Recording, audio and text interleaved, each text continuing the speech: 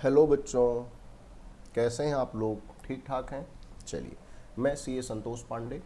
आइए बच्चे, हम अपना काम शुरू करते हैं। तो आशा करता हूँ कि आपने पीछे के जो चैप्टर्स हैं, जो वीडियोज़ हैं, उसे आप रिवाइज कर चुके होंगे। ठीक है बच्चों, चलिए आज हम अपना आगे का काम शुरू करते हैं। और आज बच्चे हम जो बातें करेंगे वो करेंगे हम यूजर्स ऑफ अकाउंटिंग के। Users of accounting. तो फटाफट से सभी बच्चे नोटबुक निकालें और मेरे साथ साथ कॉपी करना शुरू करें। यूजर्स ऑफ अकाउंटिंग की बच्चे हमने यहाँ पे बात करनी है। Users of accounting information. बार बार आप देख रहे थे ना पिछले वीडियोस में कि हम बात कर रहे थे users of accounting. Users of accounting तो कौन होते हैं यूजर्स ऑफ अकाउंटिंग इंफॉर्मेशन, उसकी हमने यहाँ पे बात करनी है। तो बच्चे ये जो यूजर्स होते हैं इसको हम दो प्रकार से इसको हम क्लासीफाई कर सकते हैं। जो यूजर्स होते हैं we can classify in two categories. एक इंटरनल यूजर्स होते हैं और एक एक्सटर्नल यूजर्स होते हैं। तो इंटरनल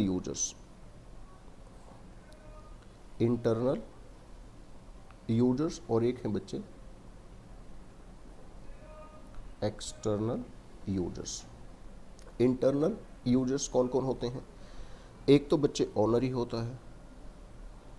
भाई ऑनर होता है, उसे ये जानना होता है कि प्रॉफिट हो रहा है या लॉस हो रहा है। वो क्या जानना चाहता है कि भाई प्रॉफिट हो रहा है बिजनेस में या लॉस हो रहा है, बिजनेस ग्रोथ कर रहा है।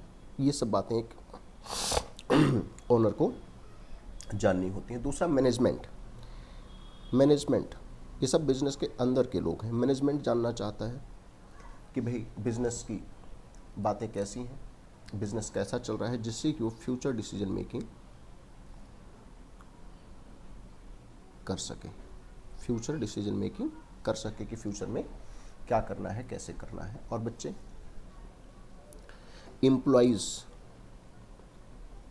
एम्प्लॉयज़ भी जानना चाहते हैं, क्योंकि बच्चे एम्प्लॉयज़ क्या जानना चाहते हैं, बिजनेस कैसा चल रहा है। एम्प्लॉयज़ क्यों जानना चाहते हैं?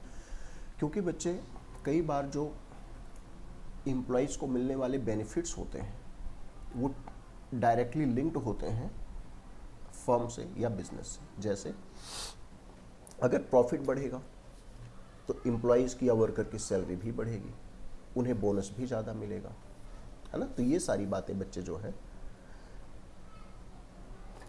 एम्प्लॉयज़ जानना चाहता है कि भाई बिजनेस का हाल क्या है, किसके लिए, जिससे कि उसका इंक्रीमेंट, सैलरी में इंक्रीमेंट कितना होता है या बोनस वगैरह उसे कितना मिलेगा। इन सब बातों के लिए वो जानना चाहता है कि भाई बिजनेस ग्रो कर रहा है, प्रॉफिट हो रहा है, ज़्यादा हो रहा है, कैसे क्या है। ये सारे ओनर है, मैनेजमेंट है, एम्प्लॉयज़ हैं या वर्कर्स हैं। एम्प्लॉयज़ एंड वर्कर्स भी यहाँ पे लिख लें। ये सारे बच्चे फर्म के अपने लोग हैं, कंपनी के अपने लोग हैं, तो इसीलिए इनको हम बोलते हैं इंटरनल यूजर्स। लेकिन बच्चे कुछ एक्सटर्नल यूजर्स भी होते हैं। एक्सटर्नल यूजर्स कौन से होते हैं?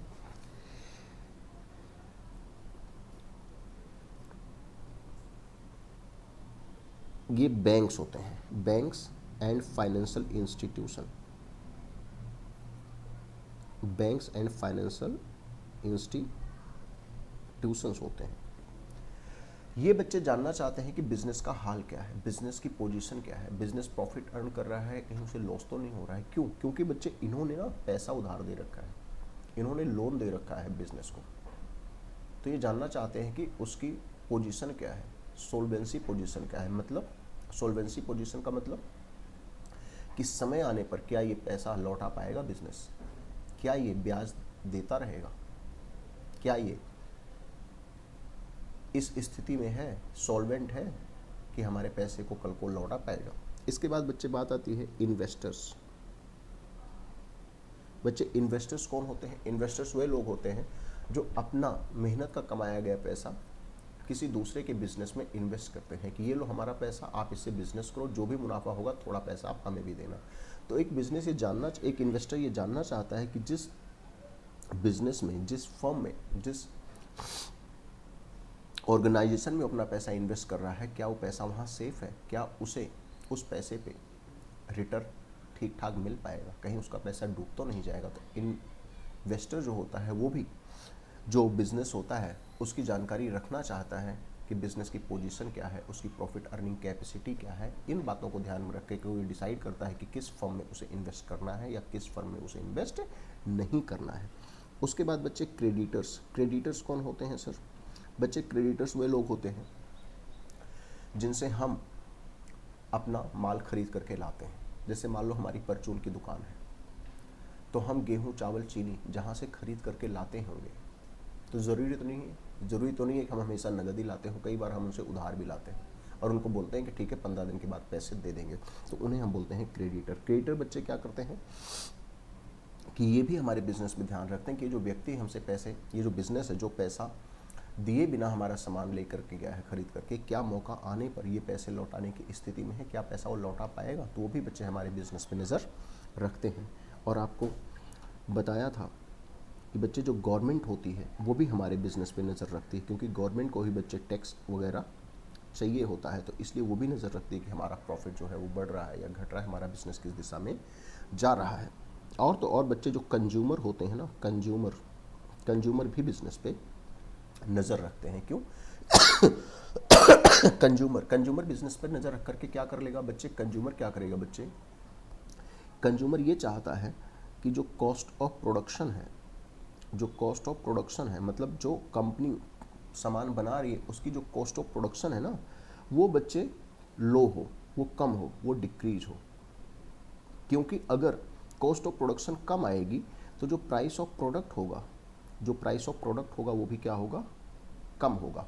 तो एक बिजनेस जो होता है बच्चे, उस बिजनेस से जुड़े हुए कई सारे लोग होते हैं और सबकी उस बिजनेस में दिलचस्पी होती है। आप ये ना सोचें कि आपने कोई दुकान खोली तो उसमें बस आप ही का इंटरेस्ट है, नहीं बच्चे, उसमें कई सारे लोगों का इंटरेस्ट है।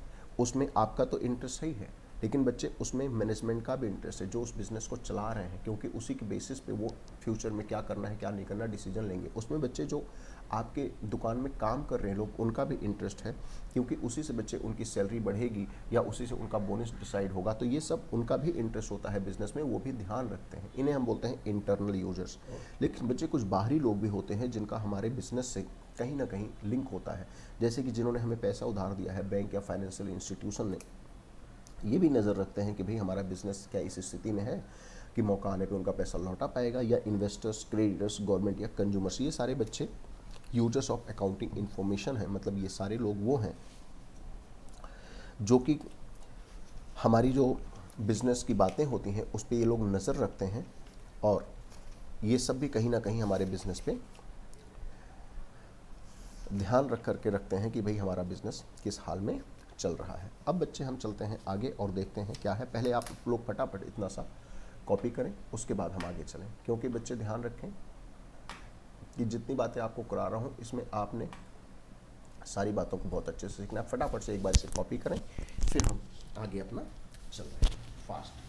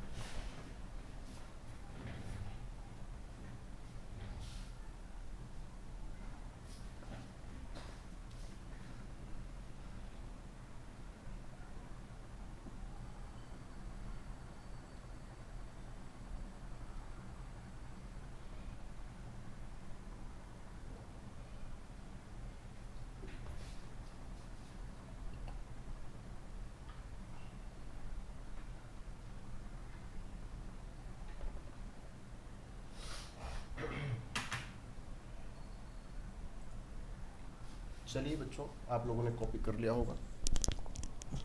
चलिए अब आगे चलते हैं।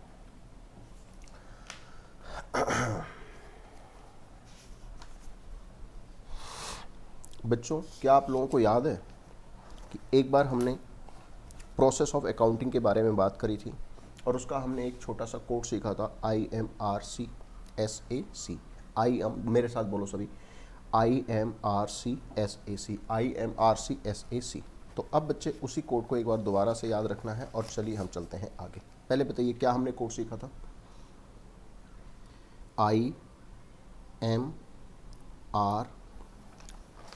IMRCSAC, यही तो कोड था ना, भूल गए क्या? IMRCSAC। तो बताइए इसका मीनिंग क्या था? बताइए इसका क्या मतलब था? Identification of financial transaction, identification of financial transaction, measuring in terms of money, recording, classification, summarising, analysis and communicating. यही तो बच्चे था ना। अब ध्यान से देखिएगा बच्चे। बच्चे इसमें ये जो पहले के 4 स्टेप्स हैं, जो पहले के 4 स्टेप्स हैं बच्चे, ध्यान दीजिएगा मेरी बात को, बहुत इंपॉर्टेंट डिस्कशन हो रहा है। बच्चे जो पहले के 4 स्टेप्स हैं, अगर हम सिर्फ इन्हीं पहले के 4 स्टेप्स की ही बात करें कि भाई बिजनेस के ट्रांजैक्शंस को आइडेंटिफाई करना, उसको मनी के टर्म में मेजर करना, उसको रिकॉर्ड करना, किस में रिकॉर्ड करते हैं आप? जर्नल में। उसको क्लासीफाई करना, किस में आप करते हैं? बताओ ना, आप किस में रिकॉर्ड करते हैं? उसको आप रिकॉर्ड करते हैं लेजर में। तो अगर आप सिर्फ पहले के 4 प्रोसेस या 4 स्टेप्स की बात करें बच्चे, तो इसे आप बोलते हैं बुक कीपिंग। इसे हम बोलते हैं बुक कीपिंग।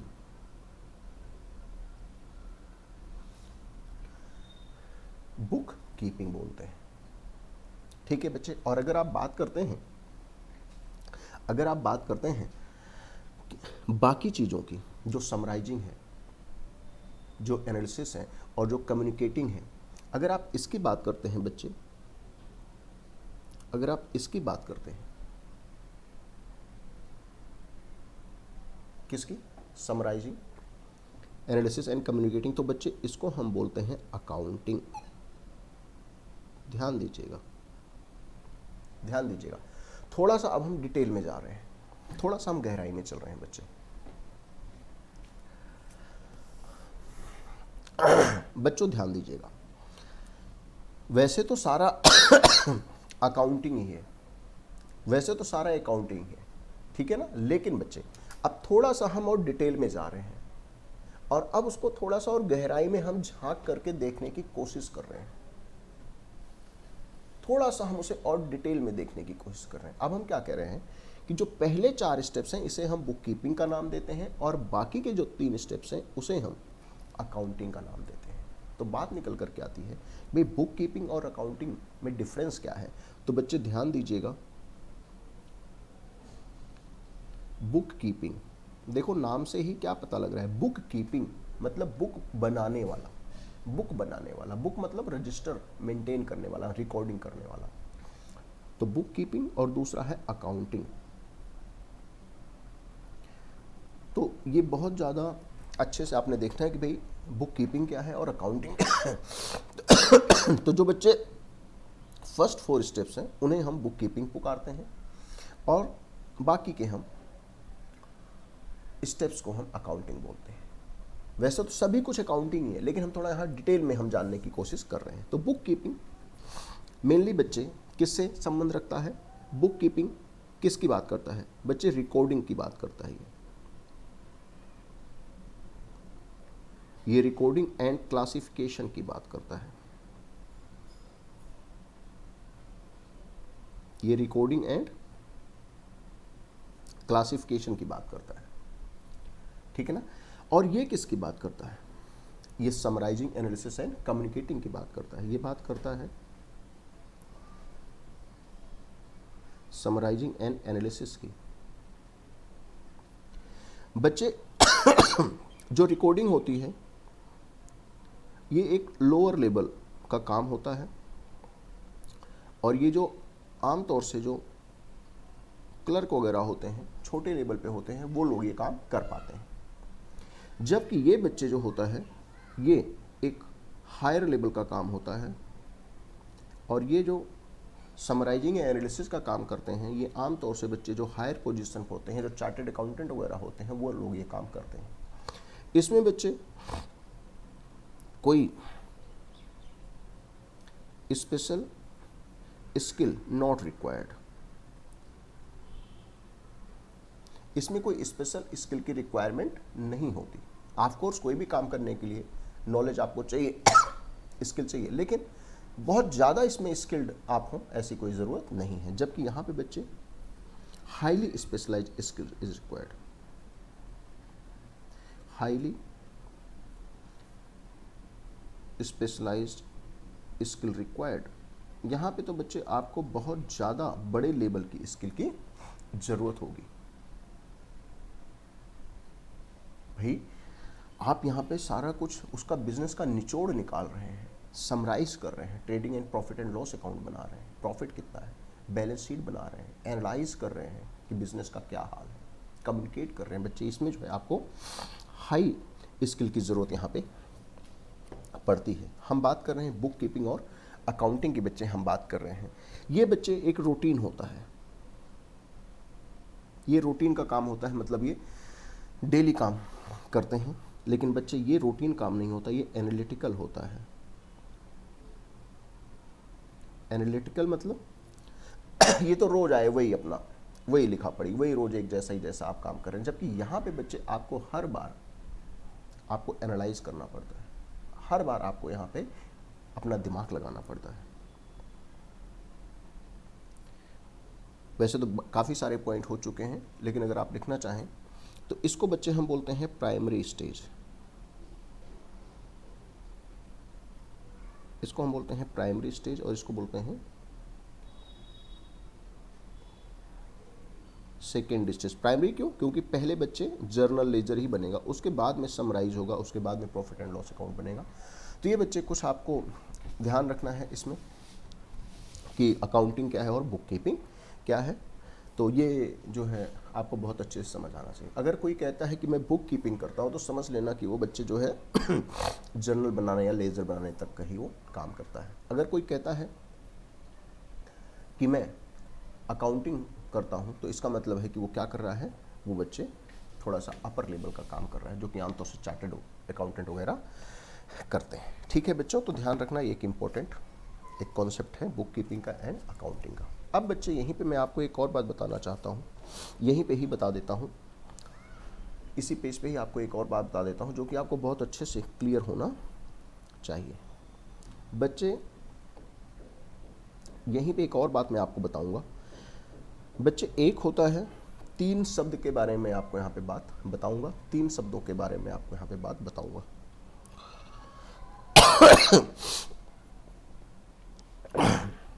3 शब्द के बारे में।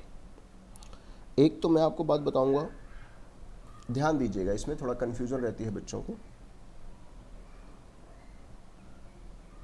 एक अकाउंटेंसी की बात करूंगा,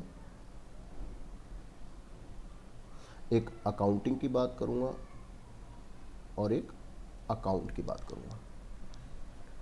3 बातें यहाँ पे हैं जिसमें आमतौर से थोड़ा सा कंफ्यूजन रहती है। बच्चे अकाउंटेंसी क्या होती है, ध्यान से देखिएगा, अकाउंटेंसी क्या है, या अकाउंटिंग क्या है, या अकाउंट्स क्या है। Be very careful about this. बच्चे अकाउंटेंसी नॉलेज है,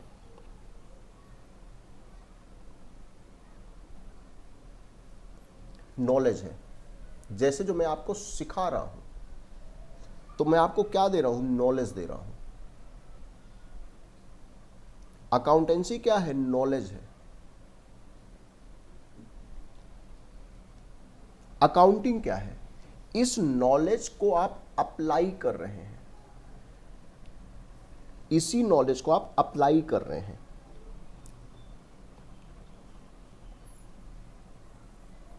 application of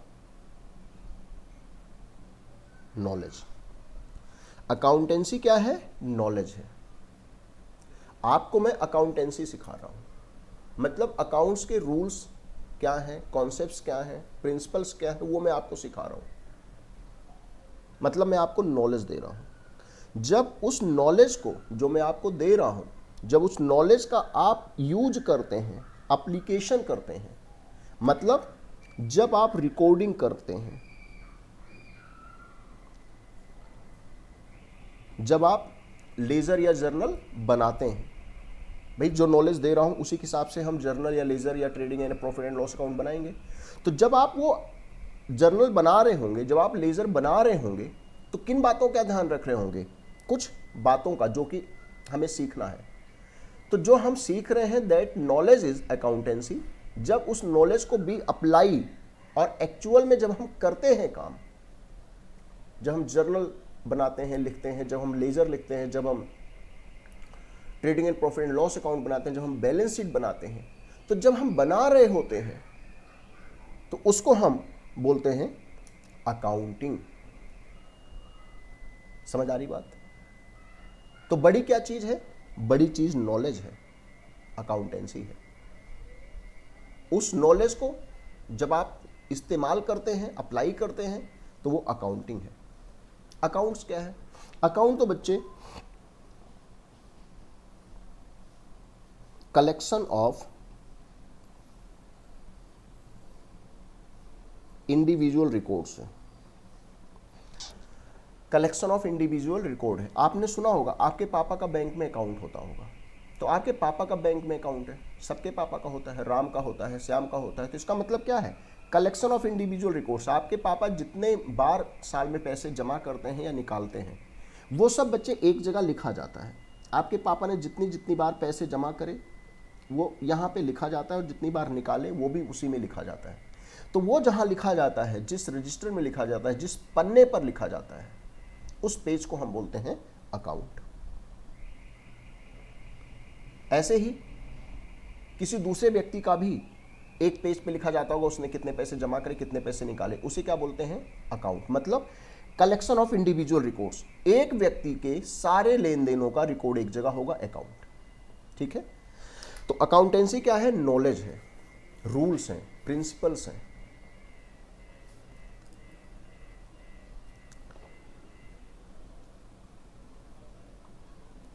principles, rules, concepts, ये सारे क्या है? यही तो मैं आपको नॉलेज दे रहा हूं, अकाउंटेंसी है। जब इनको आप अप्लाई करते हैं, एक्चुअल में रिकॉर्ड करते हैं बुक्स में एंट्रीज को, तो that process is accounting. Be very clear about this. तो बच्चे यहां पे हमने दो बातें सीखी जो कि बहुत ही काम की थी। क्या बातें सीखी? बुक कीपिंग क्या है, अकाउंटिंग क्या है। अब उसके बाद हमने देखा अकाउंटेंसी क्या होती है, अकाउंटिंग क्या होती है, और थोड़ी सी बात हमने अकाउंट्स की यहाँ पे करी है। चलिए अब हम आगे चलते हैं। और यहाँ पे बच्चे मैं आशा करता हूँ कि आप इसको बहुत अच्छे से रिवाइज डेली का डेली करते होंगे। चलिए बच्चे आगे चलते हैं, और आगे चलते हैं तो यहाँ पे बच्चे एक बात निकल करके आती है हमारी ब्रांचेज ऑफ अकाउंटिंग की। ब्रांचेज ऑफ अकाउंटिंग की। बच्चे अकाउंटिंग की कुछ ब्रांचेस हैं। ब्रांचेस का मतलब अकाउंटिंग के कुछ अपने अलग अलग प्रकार हैं। तो अकाउंटिंग की जो ब्रांचेस है बच्चे, 3 ब्रांचेस अकाउंटिंग की होती हैं, यानी कि अकाउंटिंग की 3 शाखाएं हैं। ठीक है बच्चे? Financial accounting, financial accounting, cost accounting,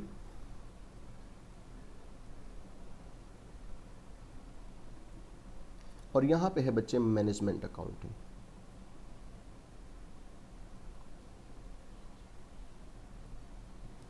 बच्चे फाइनेंशियल अकाउंटिंग का मतलब कि that branch of the accounting which helps in determining profit and loss of the firm. Firm माने बिजनेस, कि जो कि बच्चे ये जो कि बिजनेस का प्रॉफिट या लॉस पता करने की बात करता है, दैट इज फाइनेंशियल अकाउंटिंग। समझ आ रही बात? प्लस डिटरमाइनिंग फाइनेंशियल पोजीशन, जो फाइनेंशियल पोजीशन को पता करने से रिलेटेड है, मतलब बैलेंस शीट। समझ आ रही बात? फाइनेंशियल पोजीशन मतलब बैलेंस शीट। तो प्रॉफिट एंड लॉस अकाउंट या बैलेंस शीट वाला जो मामला है उसे हम बोलते हैं फाइनेंशियल अकाउंटिंग। कॉस्ट अकाउंटिंग क्या होता है बच्चे? कॉस्ट अकाउंटिंग क्या होता है? रिलेटेड विद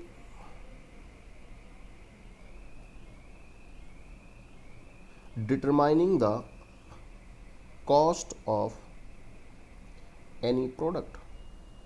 कोई भी कंपनी है, सैमसंग कंपनी है बच्चे, फ़ोन बनाती है, तो जो सैमसंग कंपनी फ़ोन बनाती है तो उस फ़ोन की कॉस्ट क्या है, वो कैसे तय किया जाएगा, कैसे पता किया जाएगा उस फ़ोन को बनाने में कितनी कॉस्ट है, कितना खर्चा हुआ, तो वो पता करने का जो तरीका है, वो जो किसी प्रोडक्ट की कॉस्ट पता करने से संबंधित बातें हैं, वो जो ट्रांजैक्शंस की रिकॉर्डिंग है, that is the part of cost accounting. Management accounting क्या होती है? मैनेजमेंट अकाउंटिंग होती है रिलेटेड विद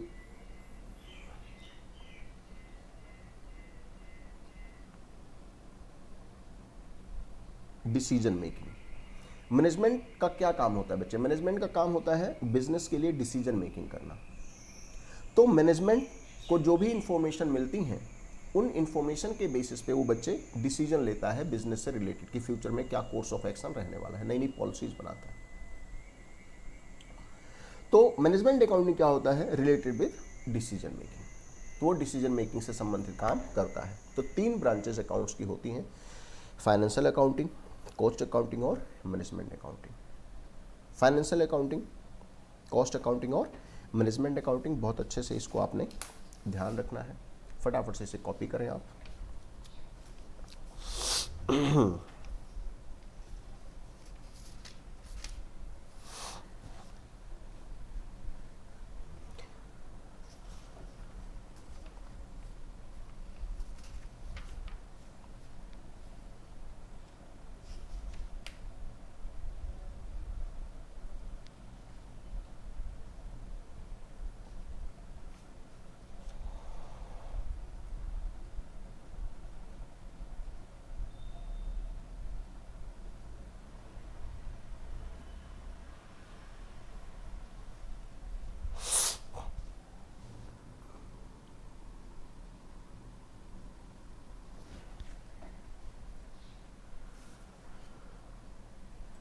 चलिए, तो बच्चों अगली बात आती है qualitative characteristics of accounting information. ध्यान दीजिएगा,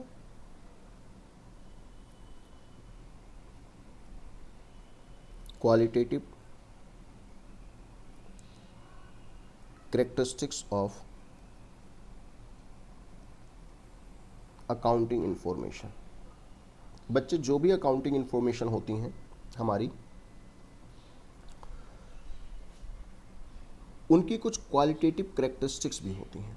मतलब उसमें जो भी अकाउंटिंग इंफॉर्मेशन हमारे पास है उसमें ये क्वालिटीज़ होनी चाहिए, ये अच्छी बातें उसमें होनी चाहिए। कौन कौन सी बातें होनी चाहिए? पहली बात होनी चाहिए रिलायबिलिटी। भाई एक बात बताओ, कोई भी इंफॉर्मेशन है, अकाउंटिंग इंफॉर्मेशन है क्या, कोई भी इंफॉर्मेशन हो, तो बच्चे पहले तो बात क्या आती है कि भाई वो रिलायबल होना चाहिए।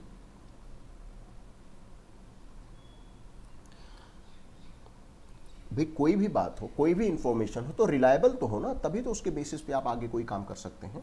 तो बच्चे जो भी अकाउंटिंग इंफॉर्मेशन होती हैं वो भी रिलायबल होनी चाहिए। कोई सेल किया, कोई परचेज किया, तो वो सब रिलायबल हो, मतलब सही बातें होनी चाहिए। दूसरा बच्चे है रेलिवेंस। रेलिवेंस, रेलिवेंस मतलब उसका कोई आपसे संबंधित कोई उसका उद्देश्य हो। एक बात बताओ, आप 11th में हैं, मैं आपको बीकॉम की अकाउंट्स पढ़ाऊँ तो उसका तो कोई मतलब नहीं है ना। भाई अगर आप 11th के अकाउंट्स पढ़ रहे हैं और मैं आपको आगे या पीछे की क्लासों के अकाउंट्स पढ़ाऊँ तो उसका तो कोई मीनिंग नहीं निकल के आता। तो रिलेवेंस का मतलब आपके काम की हो, आपके लिए यूजफुल हो। समझ आ रही बात? ये नहीं कि रिलायबल हो, रिलायबल तो हो लेकिन आपके काम की भी हो।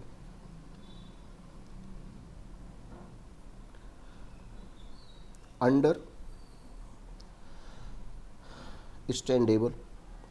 बच्चे जो भी आपको इन्फॉर्मेशन मिल रही है उसको पढ़ करके आप समझ तो पाएँ कि उसमें क्या बात है, क्या लिखा है, उसको आप समझ तो पाए, अंडरस्टैंड तो कर पाए। अगर कोई भी बात मैं आपको जो बता रहा हूँ अगर आप उसको अंडरस्टैंड नहीं कर पा रहे, समझ नहीं पा रहे, फिर तो बेकार है ना जो मैं आपको बता रहा हूँ। जो भी इन्फॉर्मेशन आपको मैं दे रहा हूँ वो आपको अंडरस्टैंड होनी चाहिए, आपको समझ में भी आनी चाहिए। तो अकाउंटिंग इन्फॉर्मेशन भी जो है बच्चे वो आपके लिए अंडरस्टैंडेबल होना चाहिए। और बच्चे यहाँ पे हमारी जो चौथी बात निकल करके आती है वो होती है कंपेरेटिबिलिटी, माने कंपेरेबिलिटी। कंपेरेबिलिटी मतलब इंफॉर्मेशन को आप कंपेयर कर सकें पिछले सालों को इस सालों से, या जो कल इन्फॉर्मेशन आई थी आज जो इन्फॉर्मेशन आई थी, कंपेयर कर सकें भाई, जिससे आपको उससे जो है सही जानकारी मिल सके कि क्या इन्फॉर्मेशन है, कैसी है। तो क्वालिटेटिव कैरेक्टरिस्टिक ऑफ इन्फॉर्मेशन मतलब रिलायबल, जो इन्फॉर्मेशन रिलायबल होना चाहिए, उसका रिलेवेंस होना चाहिए। रिलेवेंस मतलब यूजफुल होनी चाहिए, अंडरस्टैंडेबल होना चाहिए, ईजिली अंडरस्टैंडेबल होना चाहिए, और कंपेरेबल भी होना चाहिए। तो ये इसकी कुछ क्वालिटी है अकाउंटिंग इन्फॉर्मेशन की। अब बच्चे एक और बात आती है कि जो अकाउंटिंग है, अकाउंटिंग इज एन आर्ट और साइंस। ध्यान दीजिएगा, कुछ लोग कहते हैं अकाउंटिंग क्या है, आर्ट है, और कुछ लोग कहते हैं कि अकाउंटिंग क्या है, साइंस है। तो बात आती है कि हम आर्ट किसे कहते हैं, हम आर्ट किसे कहते हैं, और बात आती है कि हम साइंस किसे कहते हैं। भाई पहले हमें ये पता लग जाए कि भाई आर्ट क्या होता है और साइंस क्या होता है। तो आर्ट क्या होता है, आर्ट कला, कला मतलब किसी काम को बेहतर तरीके से करने का तरीका। आपने सुना होगा ना यार वो बहुत कलाकार आदमी है, कभी आपने सुना है वो बच्चा बहुत कलाकार है, वो आदमी बहुत कलाकार है। तो कलाकार का मतलब क्या है कि उसको कोई भी काम करने का बहुत अच्छा ढंग मालूम है, यही तो मतलब है ना। आप किसी आदमी को कलाकार कब कहते हैं, जब कोई काम वो बहुत बेहतर तरीके से कर सके, तभी तो उसे बोलते हैं यार वो कलाकार आदमी है। तो कला का मतलब क्या, किसी काम को बहुत बेहतर तरीके से करना।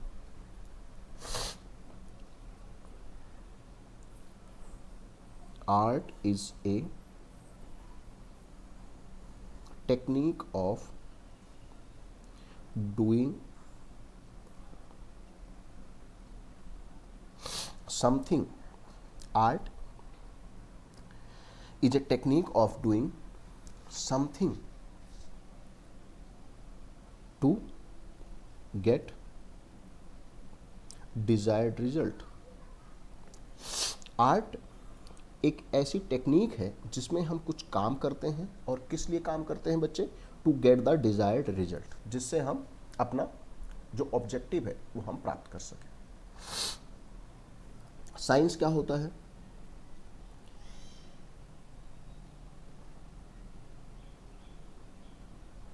Organised knowledge. साइंस क्या होता है बच्चे, साइंस होता है ऑर्गेनाइज्ड नॉलेज। मतलब कि भाई आप कोई काम करेंगे तो इन बातों का आपको ध्यान रखना पड़ेगा, अगर आप इन बातों का ध्यान रखेंगे तो ऐसा होगा। साइंस क्या कहता है कि अगर आप ये काम ऐसे ऐसे करेंगे तो उसका आप ये रिजल्ट पाएंगे।